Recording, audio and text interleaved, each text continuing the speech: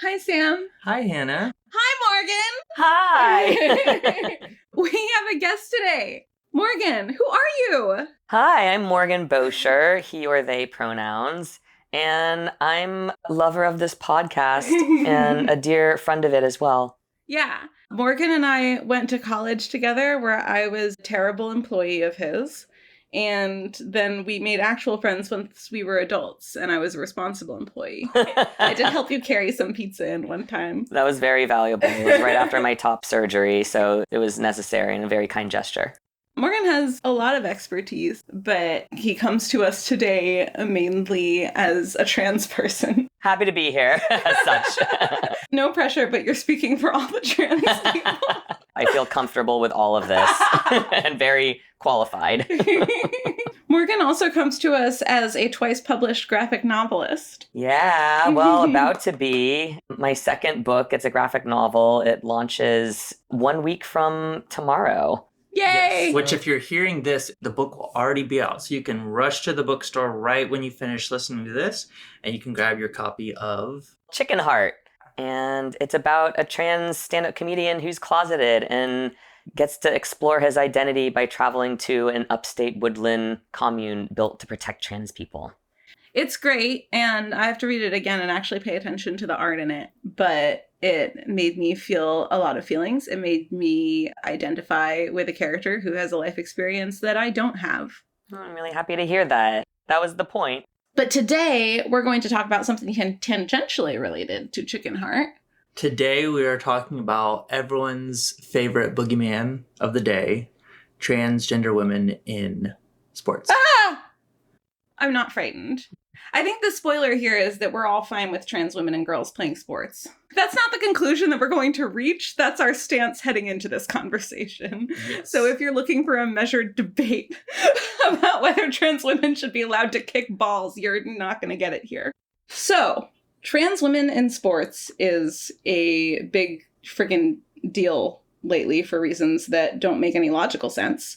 Since 2020, 27 states have passed legislation banning trans girls and women from participating in sports at the K-12 and collegiate levels.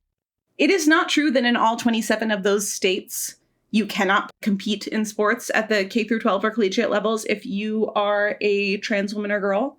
A lot of them are currently blocked by court orders, but it's just in the past 5 years, there's been an avalanche of these laws being passed. In addition to that, the NCAA in February 2025 updated its policy on trans participation in sports. This was in response to an Executive Order 14201 from the Trump administration, titled Keeping Men Out of Women's Sports. And the executive order is incredibly inflammatory. We're not going to look at it. We're just going to talk about what the NCAA policy is. And what the NCAA policy is now is that trans women can participate in women's sports only at practice, meaning that they also can participate in what the NCAA describes as the benefits of being part of the team. I assume that means, you go to team building activities, you get your jersey, you get supportive healthcare, which I assume means you get, an ice pack and an ace bandage if you twist your probably. ankle. Oh, really? Oh, that's depending on more what, high-tech yeah. than I was thinking. But they may not compete. And trans men, meanwhile, may compete on women's or men's team as they see fit, but need to complete a medical exemption process if they take testosterone. And as for non-binary people, it's that if you are AFAB, you can participate in women's or med sports. And if you are AMAB, you can compete in men's sports only. Assigned female at birth and assigned male at birth. That's what those mean. Cis woman and a trans man would both be AFAB.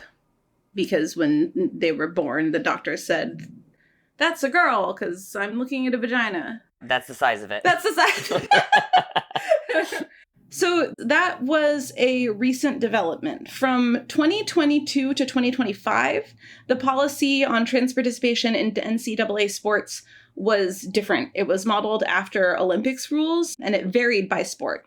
Trans women and AMAB people, so I guess non-binary AMAB people who would prefer to compete on the women's sports team, would have to prove that they had been on HRT for a certain amount of time and submit to testosterone level tests, whereas trans men generally could join the men's team whenever and compete on the women's team only as long as they had like low enough testosterone levels, and different sports had different rules.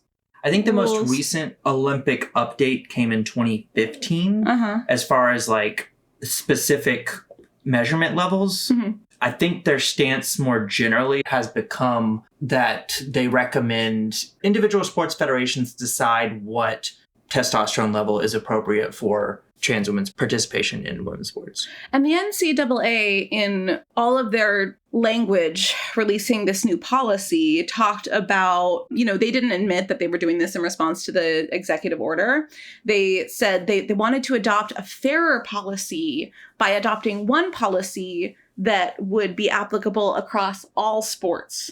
So I want to kick it to you guys. You can probably guess my answer to this based on my tone. Does it seem fairer to have one uniform policy across all sports, from gymnastics to rugby to swimming to beach volleyball? All sports are the same, so I don't see why you would need different policies. And I think that starts to get into what I'm sure we will talk about more, which is we're seeing kind of the logical breakdown of this strict male-female division, which I think we could also point to the fact that like that division has always had its issues. Yeah, I think like everyone in this room, especially Jade, because she is like a hardcore radical feminist, would agree that the idea that there are two discrete sex categories is pretty bunk. So it's always been problematic, I think, to divide up sports this way. It would be problematic, I think, also to not have any kind of tracking or differentiation based on like height and weight differences or hormonal differences. But I think trying to split it into men and women also doesn't make sense. No, and it's a red flag whenever people try to make simple out of the complexity of reality. They're trying to go in a simpler direction, whereas what would really control different variables and make competition more fair is to like embrace the complexity and to account for all the variation across bodies and sports and abilities. Something that I've learned from paraclimbing is there's a way to do that where you are undefensively treating it as a process that doesn't have a perfect destination. In paraclimbing, there are categories based on different disabilities and different levels within each category, depending on level of impairment. They're constantly revamping these based on what they learn from the athletes. And we talk a lot about it's inherently unfair to try to classify disabled people. So Hannah, you won, congratulations, a competition in rock climbing. An endurance competition. An endurance competition, okay. Not skill. There was a variable. Actually, no, there was a skill component to it. You got more points if you climbed more difficult routes. That's true. Sam and I, we recently did a fundraiser for one of my paraclimbing groups, and it was like an all-night climbathon endurance competition. What they did was they had people register, and they said, are you a beginner, intermediate, or advanced climber? And are you a paraclimber or a non-disabled climber? And, based on how many people registered, would have split it up into different levels of groups. So like they ended up collapsing all of the paraclimbers together because they simply didn't have enough for it to be like an actual competition between beginner, intermediate, and advanced. And then for the non-disabled climbers, they separated them out into beginner, intermediate, and advanced. And depending on which level you put yourself in, you got a certain amount of points per route that you climbed, depending on the grade, like the difficulty grade of the route. And yeah, it wasn't gendered. They had like a schema for it before we went into the competition, and then they adjusted based on who actually enrolled. So it's just to say that there are lots of different models for this. Yeah, the stark black and white man-woman one seems particularly hierarchical. Yeah, and like hierarchical, and also like trying to put a mold on reality that reality doesn't fit. Well, at the same time saying it's objective reality that there are two sexes. Right. Mm-hmm. Yeah. And there's winners and losers in that dichotomy, like by design. Right. And that's the other thing that we can get into later is women's sports get shortchanged a great deal. And there are a lot of inequities. So, okay, you guys want some more facts? Let's go. So 27 states, right? Executive order coming from the highest office in the country, complete revamping of the NCAA's policies. Meanwhile, how many trans athletes actually are there competing? The president of the NCAA recently told Congress that of the 500,000 college athletes in the country, less than 10 are trans, and they're not all trans women. What? Yes. As far as we know, right? Because we're not like examining people's genitals when they sign up for college sports. So sweeping national policy change for fewer than 10 people, maybe. It's proportionate, Morgan. Meanwhile, in K through 12 schools, fewer than 2%, that is between 1.4 and 1.8%, of youth between the ages of 13 to 17 self-identify as trans. And among those youth, they are underrepresented in sports. So about 40% of trans youth might play on a sport team. Like that includes non-binary youth, trans boys, and trans girls. So like a fraction of a fraction are actually trans girls. So according to an article that I looked up on US News, less than half of 1% of high school athletes are trans. This was as of 2023. So big reaction to a very small population. Mm-hmm. Despite that, big splashy controversies have been in the news and on social media. And, you know, we're a bunch of friends having fun, so we're not going to be quoting any hateful rhetoric right now or getting into, like, gross commentary. But we are going to look at a couple of examples because I think that they are elucidating. I was originally going to research this example, and then I realized that I'm not Robert from Behind the Bastards, and I don't know how to research an individual person's life to a degree that I can make it interesting. But this is Leah Thomas and Riley Gaines. Leah Thomas is a trans swimmer. She was a college swimmer. She competed first on the men's team, transitioned. She had been on HRT for the required amount of time to compete on the women's team. And there's data, you can look it up. Her swimming times got slower. She lost a lot to cis women because you don't win your sport all the time. And in this particular race, she was racing against Riley Gaines in the 200-yard freestyle. This was in March of 2022. And the two swimmers tied for 5th place. They didn't have 2 5th-place trophies. They gave Thomas the 5th-place one, and they gave Gaines the 6th-place trophy. And out of this, Gaines has made an entire-ass career bitching about this race. You were talking to your parents about trans women in sports. You were doing some deep canvassing. You said that you and your parents had all agreed that, like, while there are some fairness issues to address, that trans people are not the problem. And I said, I would take it even further than that. I think that the entire question is an overblown piece of bullshit. And we looked up Leah Thomas. That was when I think we both first found out about what the NCAA policy was before the executive order, that you had to have been on HRT for a certain amount of time before you could switch teams. And that was also when we found out how overblown the race was, that there was a tie for 5th place. And it just goes to show this kind of game of telephone that happens with these sensationalized stories, because I think that you had just a vague impression of this swimmer. Right. Yeah. Right. And yeah, I think, again, when you put it in perspective of, like you said, 10 people out of 500,000 athletes at the college level, the level of outrage against it from certain people is not in proportion. There's more going on here than just a question of fairness. And I think that really seeps over a lot into this vilification of trans women. Yeah. I think a lot of perfectly well-meaning people have an idea in their head that they hear the name Leah Thomas and they think, oh, she like kicked everyone's ass at swimming. No, she tied for 5th place. Because the stories get so sensationalized and reported in like vague terms, and you hear, you know, sound bites, or you hear somebody talking about a sound bite that they heard.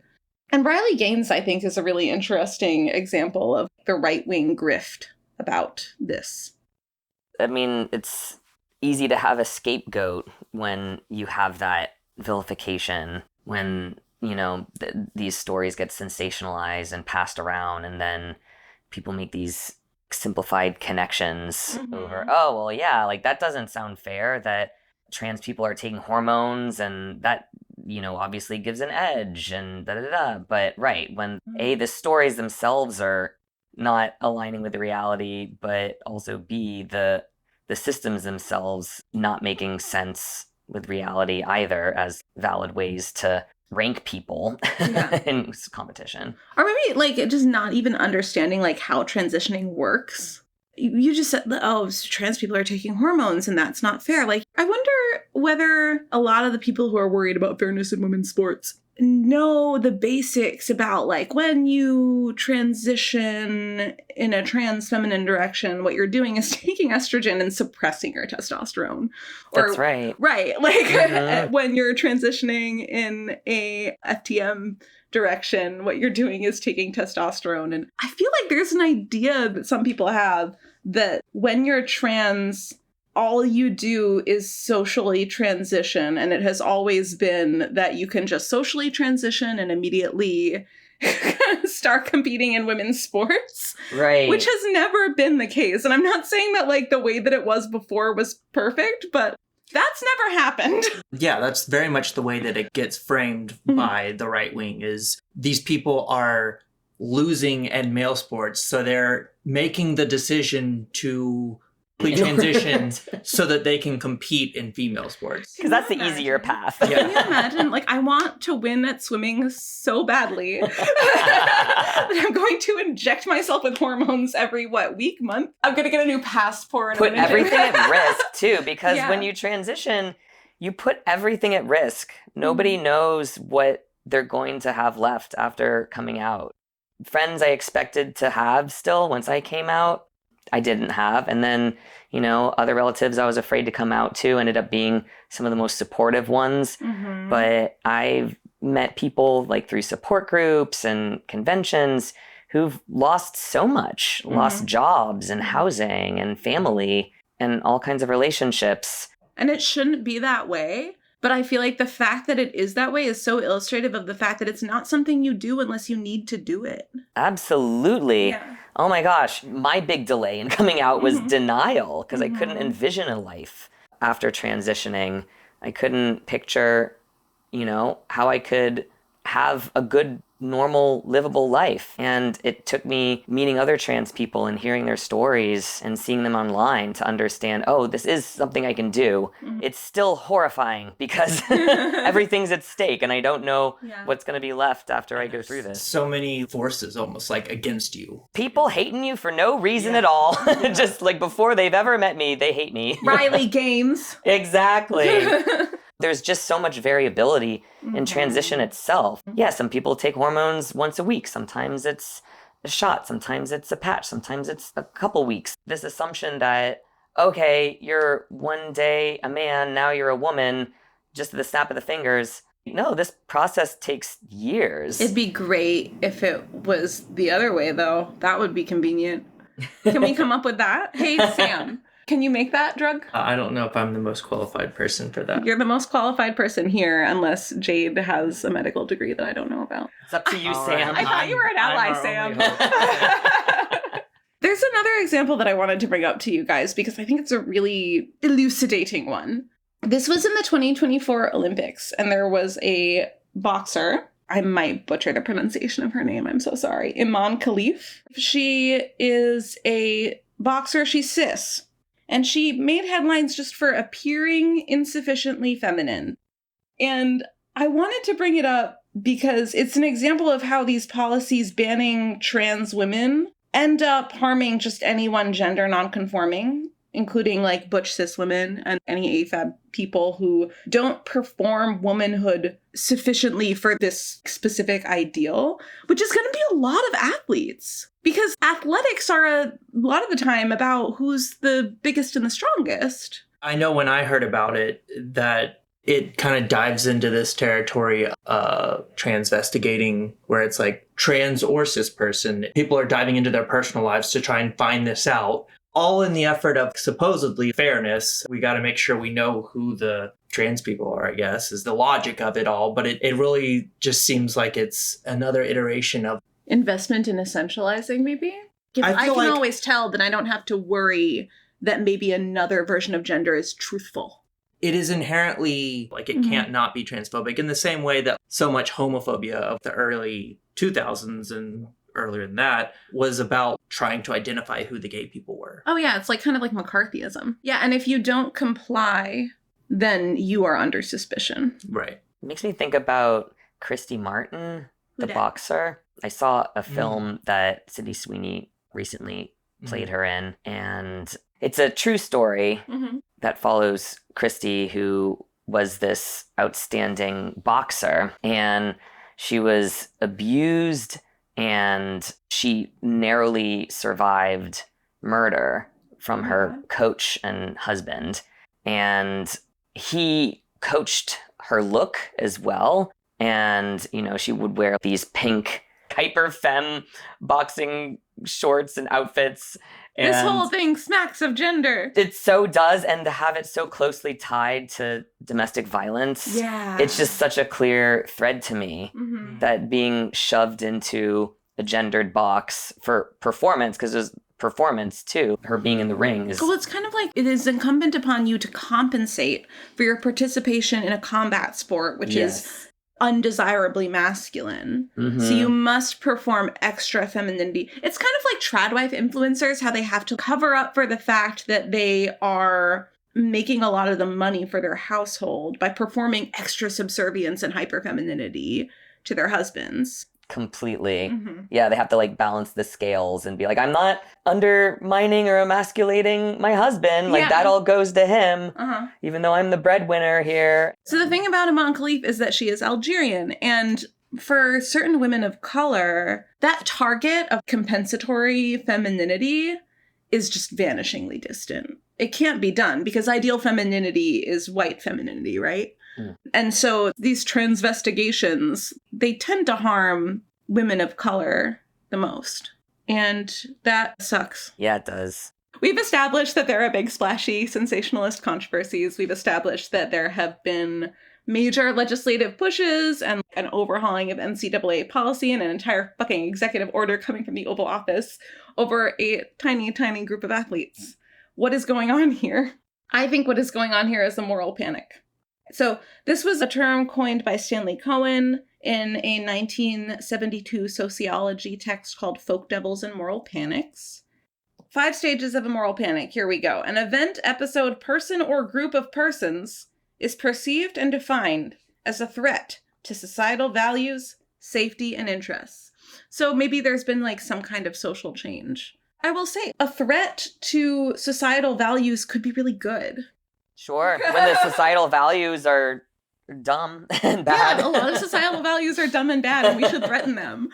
But a threat is made, or a perceived threat, perhaps, not even an actual threat, right? Because I would say the OG moral panic would be anti-Semitism and the Protocols of the Elders of Zion and stuff. And if there is a meeting where we're deciding what happens in the world, I was not invited to it. I don't think it's real.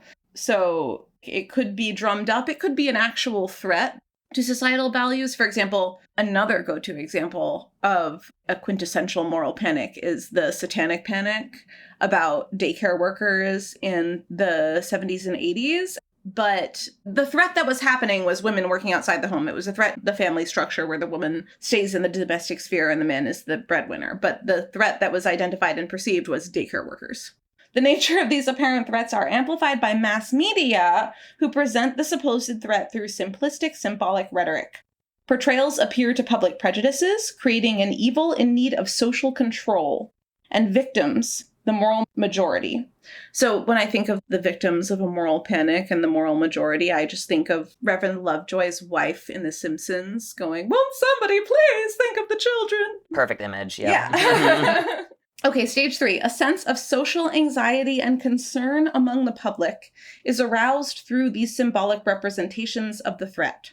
So I wanted to emphasize here symbolic representations, hearkening back to Iman Khalif. It doesn't matter that she's cis, she represents a threat to traditional gender expression because she looks too mannish or whatever. And so it's all about these symbols. The next stage, gatekeepers of morality, editors, religious leaders, and politicians respond to the threat. Experts pronounce their diagnoses and solutions, which include new laws and policies. This is legitimized by the media. So you think of like the spate of anti-trans editorials and coverage in the New York Times that we've seen over the past 2 years. Unhelpful. Unhelpful.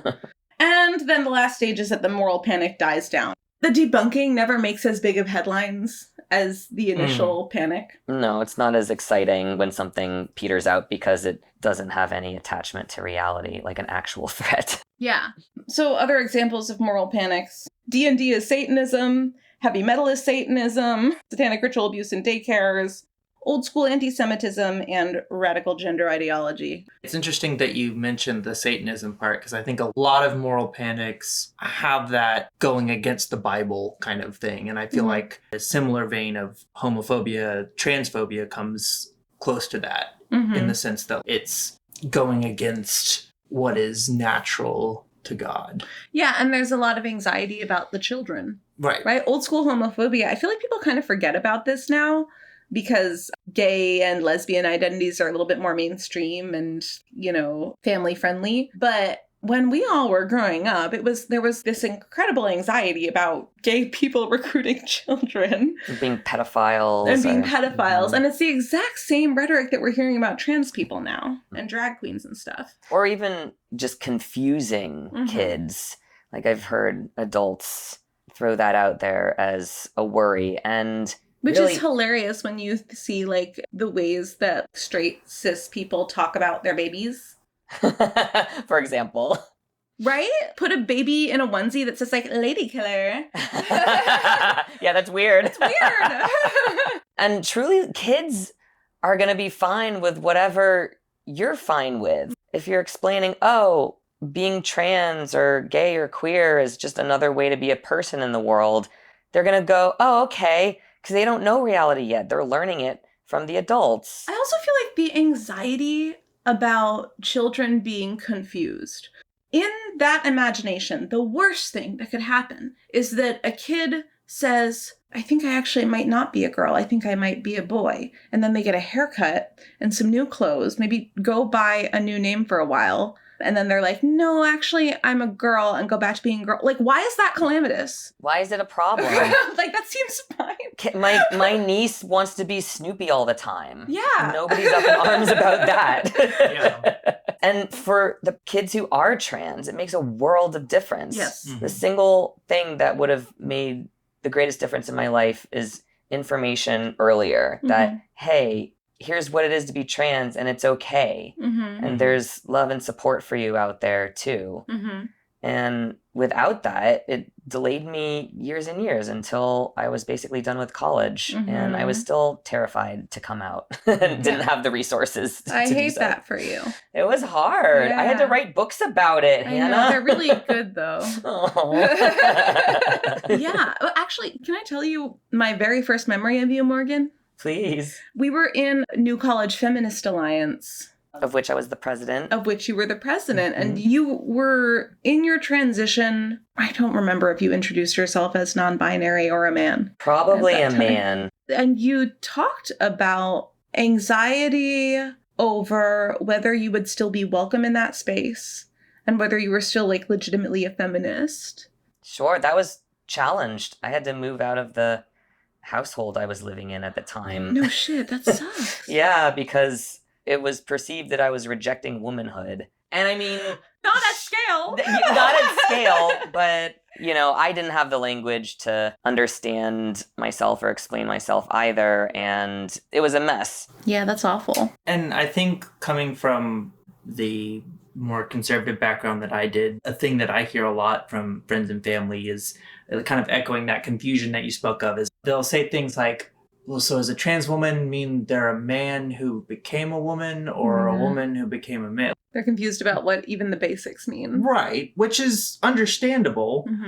But then their response to that is, well, this is why it's just simpler to have male, female. It kind of sidesteps the entire discussion that's being had in the first place, which is the ability for people to exist in the space and mindset and body that they feel comfortable with. I also feel like, as someone who spent a lot of time being a clueless cis person and will undoubtedly continue to be a clueless cis person a lot of the time, the big aha moment for me was when I stopped trying to conceptualize transness, or I should say, when I stopped trying to empathize with transness by imagining transitioning, and instead by imagining that I had been assigned male at birth.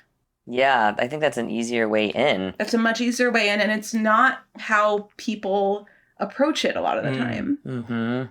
That speaks volumes, because I think that is exactly where a lot of people are approaching it, of, well, wouldn't it be so weird if I just all of a sudden took up life as a woman? Yeah. Yeah, it would. Because, Whereas, like, if you are actually trans, you might be more like, wouldn't it be so weird if I just, like, took up life as a woman? Yeah. Ooh, See what happens. Try see some what sports happens. next. But yeah, we're so capable of holding complexity and Mhm. multiple categories and different ideas. And if we just started out opening up the gender categories, Mhm. people wouldn't have to try to empathize. It would just be like, oh, okay, a woman's a possible thing, a man's a possible thing, genderqueer is a possible thing, changing your mind's a possible thing, like fluidity is possible. And to just be able to hold all of that from the get-go. Yeah, you wouldn't have to, as an adult, learn that there are different ways of being besides cis binary. And yet, after people learn these stark black and white categories and live with them for a lot of their life, I can understand it being hard to put on the brakes and open those categories up and try to understand something different kinds of pronouns, and, you know, this person you've known all their life and now their pronouns are different, and why that's hard to make that mental switch, and why early information is so important too, because it makes the switches easier or not even necessary. The earlier on that you can learn about and conceptualize, you know, the broad, beautiful spectrum of possibility when it comes to gender, the less that learning about these things later on will register as a threat to your own gender. Exactly. I feel like so much of Hispanic, you know, if someone else can be trans, does that mean that my womanhood actually doesn't have anything to do with my boobs? And it's like, no, your womanhood can be about your boobs. That's fine. It's fine. We don't need to touch your womanhood. Yeah. You do you. You do you. You can have your womanhood over there. But who does it threaten? There is a power structure at play. And I think this is kind of like speaking to that piece of like, how does this add up that we have this national conversation over less than 10 people? So that's the next thing that I have written down in my handy dandy notebook here. The trans in sports moral panic is invested not in protecting women and girls, but in protecting traditional gender roles. Here's a little factoid that I got from GLAAD. We love GLAAD. It says originally founded in 1985 as the Gay and Lesbian Alliance Against Defamation. Huh. Now they just call themselves GLAAD because they're also about trans stuff. Yeah, they're pro-LGBTQ. They had a fact sheet about this that I would encourage anyone to check out. It was like a fact sheet for journalists to refer to. And they cited research. States that ban trans participation in sports have fewer girls competing in sports than states that don't ban trans participation in sports. I feel like that's so telling. That all of this rhetoric is protect women in sports, protect girls in sports, and that it distracts from the other conditions that lead to women and girls sports having resources or not. Because if a location has generally like socially progressive values, there will be more investment in women and girls sports. Because women and girls sports kind of transgresses traditional gender roles a little bit. Sure. Yep. The big picture, in my opinion here, trans people are a group that have existed very much at the margins of society for a long time. And in particular, in the trans in sports debate, there are just so few trans athletes. It's just if you think of like a marginal group, like a tiny group that exists at the margins of a community, trans athletes are a great example because they're such a tiny percentage of the athletes overall. And when we think of the LGBT rights movement over the past 50 years, you know, we remember the fight for marriage equality and trans rights kind of taking a back seat for a while. You can look up a lot of statistics about trans people. Oh, and I should say, like, despite that trans people have always been at the forefront of queer liberation movements. But trans people are more likely to experience homelessness, violence, job and housing discrimination, etc., than gay and lesbian cis people and than a lot of other people. And if you look up those stats, they're staggering. I think that this is part of the process of fascism. You pick a really marginalized group that's really populationally small and fixate on it and panic about it, and you wrap it up in reasonable sounding rhetoric, in this case about protecting women and girls. And you're kind of running a beta test for how you can try to legislate a group of people out of existence. This moral panic about trans people in sports is not existing in a vacuum. It exists alongside moral panics about bathrooms, about gender affirming care for kids. And it's all part of this kind of incremental plan, right? Pick a group at the margins of society and pick an issue that seems trivial or reasonable and use that as your beta test. And then you keep on expanding from there. I think all of the ways that we talk about gender affirming healthcare or sports participation for trans people, they're going to use that same logic to start targeting gay people next. Completely. And the reason that it works is because the marginalized community is so small that the people in charge can bank on the fact that there's a significant part of the population that don't know a trans person or don't know a member of the marginalized community. And therefore, it's a concept to them. It's not a person. Yeah, they're easy to other. They're easy to dehumanize. And I feel like that shows so much in the way that a lot of people will talk about this. They won't say trans people, they'll say the trans issue. Or the fairness in sports debate or the trans in sports debate instead of the trans women in sports debate. Language is powerful. Language is powerful, and trans people, I feel like, this is completely observational. I have no research backing this up, but it seems to me that trans people are discussed as a question or as an issue instead of a group of people. And yeah, that's the process of fascism, is you identify a group of undesirables, you use them as a scapegoat for everything that's wrong, and you legislate them out of existence or expel them. And then you keep on doing that. First, they came for the trade unionists, and I didn't speak up because I was not a trade unionist. Then they came for the Jews, and I did not speak up because I was not a Jew. And then they came for... They're coming for you. They're coming for you next. Because they always need more scapegoats. Now I'm getting tinfoil hat, but they always need more scapegoats because expelling enough undesirables will never fix the social problems that the undesirables are being blamed for. Yeah, absolutely. And it keeps everybody distracted from the powers that be so they can stay in power and afraid of them. Yeah, because of the McCarthyism pattern that you were talking about earlier. So knowing that, we need to be selective about how we engage with this. And this is part of why I wanted to start this episode of our podcast by saying, we're not going to have a good faith debate about this because it's not an actual good faith debate, right? It's not like a reasonable conversation to have. It's not an actual good faith debate. At the same time, we don't want to alienate people who simply don't know and who might hear conversation about it and think, well, it's a good question. Testosterone does give you an advantage on the field. So what is to be done about that? On its face, that can sound reasonable, right? So what do we do? How do we talk about this? How can we be effective change makers about this? My very first thought was this old anti-fascist slogan from Latin America, which translates to "No one lets go of anyone's hand." You cannot let this dehumanization reach any group, no matter how marginal. You cannot let it creep into normalcy because it's a toe in the door. Well, also because it just should never happen to anyone. Yeah, it's just wrong. It's just wrong. And then my second thought was storytelling. And that was in particular why I wanted to talk to you about this, Morgan, because you are a storyteller. Well, thanks, Hannah. So yeah, what are your thoughts about like storytelling as an avenue for trans liberation?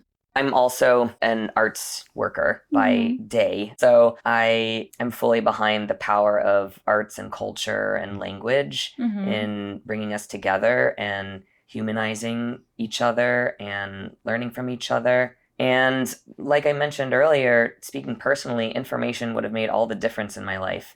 If I had received more stories about trans people and positive outcomes without shying away from the anxieties and the loss and the realities of what it is to be trans in this world, that would have helped me come out sooner, perhaps, to find strong resources earlier. And it was actually first seeing other trans people on YouTube where I first realized, oh, I see myself in them. Like, I can actually do this. And because when I first came out to myself, I came out as a man. I didn't even come out as trans because trans in my mind was something too terrifying to be, because how do I even begin to live as a trans person? It's always sounded so scary. And then B, and you do it so well. well, I'm happy about it now. I'm real good at being trans. I love it. It's a wonderful life now, but it's when I first came out, it felt I had this image of my humanity, my life being this glass vase that I lifted above my head and smashed, and the act of coming out and transitioning was trying to find all those pieces. Will I still have friends? Will I still have the family piece? Can I have a career? Can I live where I want to live? Can I have the love I want to have? And I kind of like thought about my life since then, kind of testing like, okay, I'm able to get this job and work in this career I want to, and I'm able to, move to this city I want to live in. But even that it's a narrative that it's built in a cis paradigm, because where I succeeded in my career, there weren't other trans people around. And I became isolated through that. And it started to dawn on me after years in that environment, a very supportive, trans-friendly environment, but just completely cis. I came to realize, no, I do need to be around trans people. I would go to an event once a year called the Philadelphia Trans Health Conference. And that was my one time in the whole year where I was around more trans people than not. And it's also the reason why most of the trans people I know each other. Yeah, it was a magical, wonderful, and it's a shame that it doesn't happen in person any longer. But it was such a wonderful resource. You have told me this before, and I know you mean so much more now than I did then, having found paraclimbing. Sure. I didn't realize that there was a little part of me that was shriveling on the vine. Yeah. Until I had started to be in a room with a bunch of other physically disabled people. Yeah, it makes a huge difference. Yeah. Just breathing that air of your community. Yeah. And it's just like a layer removed. You can be understood in a way that you're not necessarily in just regular daily life, or for me in regular cis world. And granted, my cis world, like I love all of the cis people in my life, and they're in my life because I choose that. And you're sitting in your friend's living room. We made a joke about it, but you are here being the voice of the trans community all of for them. us, right? Like, that's exhausting if that's all there is. That's the word. It's just exhausting. Yeah. And so it's a relief to, be breathing that air of my community. Like I would go to queer and trans yoga once a week, and that was my moment to breathe that air and just relax and understand that I'm understood here on another level, where I don't have to explain myself, even if I don't speak to anybody else in the room. Yeah. It makes a difference, and it's beautiful to have that, and it should be available to everybody who needs it, whatever their version of that community is. I think it's actually the best case scenario that we trans more kids. Not that you can trans a person, but that was a joke. More trans people is a good outcome. Yeah, that was something I was thinking about when we kept repeating the statistics of 10 people out of 500,000 college athletes, but I don't know. I would the love actual for statistics. this to be a much bigger problem. Well, or just I imagine that of that 499,990 people that are remaining, there's probably a couple that might be trans that haven't come out yet. Absolutely. Plenty of them. Yeah. And I would love to see them thrive. Exactly. Yeah. Breathe that in and to feel understood. I also find that I can be challenged much more now.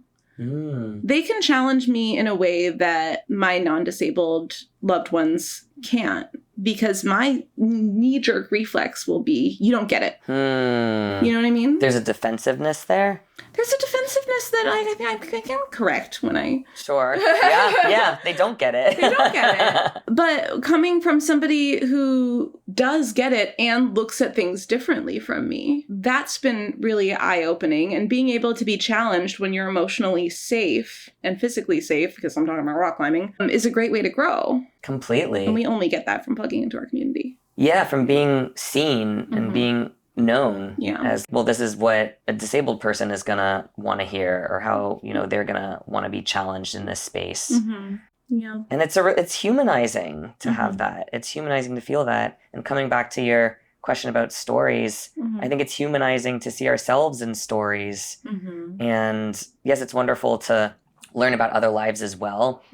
The books I wrote are the books that would have helped me if I had encountered them earlier.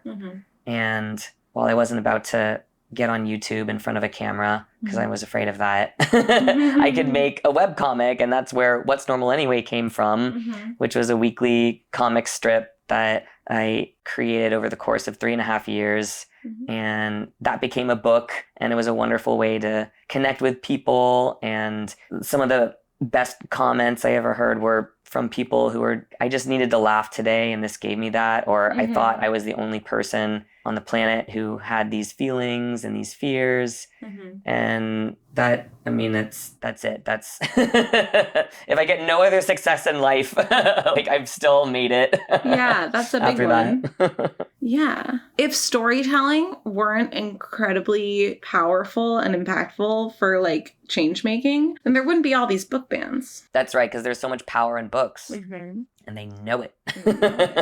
Sam, what do you think? I think you have like a really useful vantage point that Morgan and I don't have as much access to about what are effective tactics for combating this moral panic and for reaching people who are maybe empathetic but misinformed.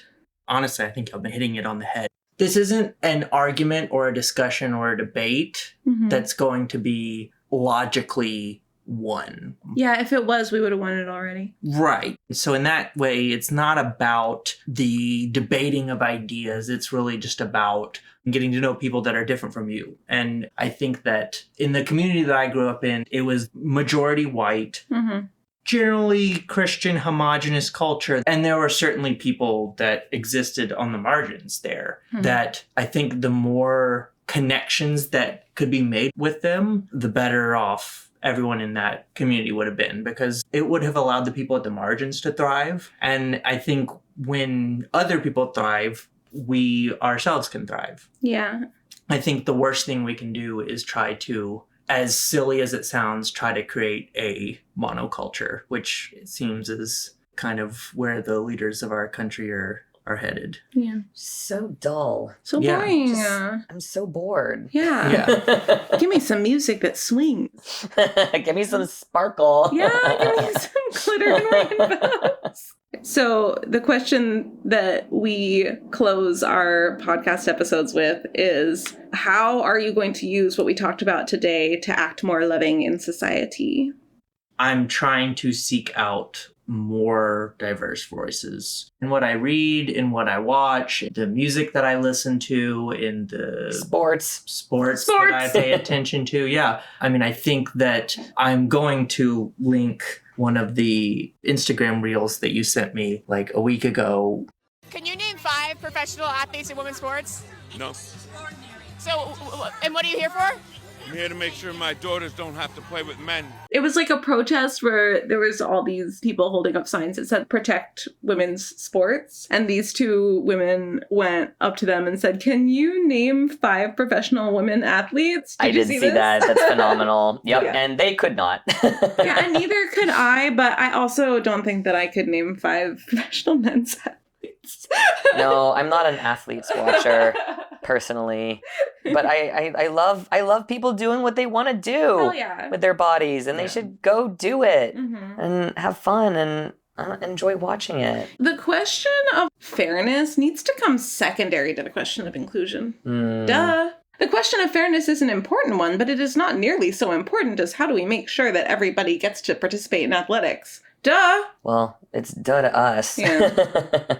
And so that's something I'm reflecting on with the how to apply this in the world, because I'm on the cusp of this new book coming out, Yay! Chicken Heart, and I'm, excited and scared, but I'm going to be meeting a lot of new people and having a lot of events and conversations and maybe facing criticism and, being thrown into conversations like this where trans people are stereotyped or vilified and whatnot. And so I'm trying to figure out, how to be ready for that in a loving and safe way Mhm. to myself and to others Yeah. in an open-hearted way so that I'm not shutting down conversation where it could be useful and expansive. Mhm. But also, you know, I can't give bigotry the time of day all the time. So I'm going to have to pay attention to that. Yeah, it is not incumbent upon you to fix the world's most hateful people. Yeah, it's too tiring. No. I'm not paid enough to do that. No. But, you know, if and where I can, I want to have open-hearted conversations. Yeah. And I've got some energy and capacity for that. So I want to do that articulately and intelligently and lovingly. And I don't know exactly how I'm going to do that because I think I'm going to steal what you're saying because at Owl Night, I was talking to a climbing friend and I told him about what we were going to be recording on our podcast next. And he said, I think more dialogue about that is good. And I jumped right down his throat. Now, granted, it was 4:30 a.m. and I had been climbing for 12 hours. So I am going to give myself the grace that he gave me. But when I heard him say it's good for there to be more discussion of that, what I heard immediately was this should be open for debate and that it is as yet unresolved. And it was the least generous reading. I did not meet him with curiosity. Meeting people with curiosity and warmth is, God, like there's so much structured around us to discourage that, you know, because if people are just like challenging you in bad faith all the time, or like trying to sap your energy or put you down all the time, then, or even if that's just not happening to you with actual interactions, but you're just inundated with messages like that all the time, then it makes it so that you are primed to hear something innocent or curious as like repeated talking points from the opposition. Sure, you're on the defense, understandably, because that stuff beats you down. It's exhausting. So I think a way that I can use what we talked about today to act more loving in society is to take a breath and say, what do you mean by that?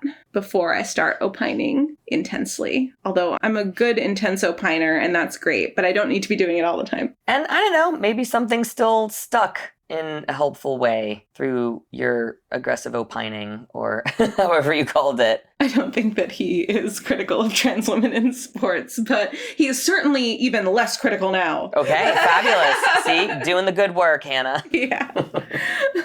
Go get your copy of Chicken Heart. Go get your copy of Chicken Wherever Heart. books are sold. It will warm up your soul. Yeah. Aw, thanks, y'all. Yeah. Yeah. Thank you for trekking out to... I walked 15 miles in the snow. Thanks for Oh, walking man. 15 Yeah, thank miles you for in the walking snow, through a uphill both snowstorm ways. for us. Yeah, that's right. I love you both very much. Yes. I love you I too. love you too, Hannah. I love y'all. Bye. Bye.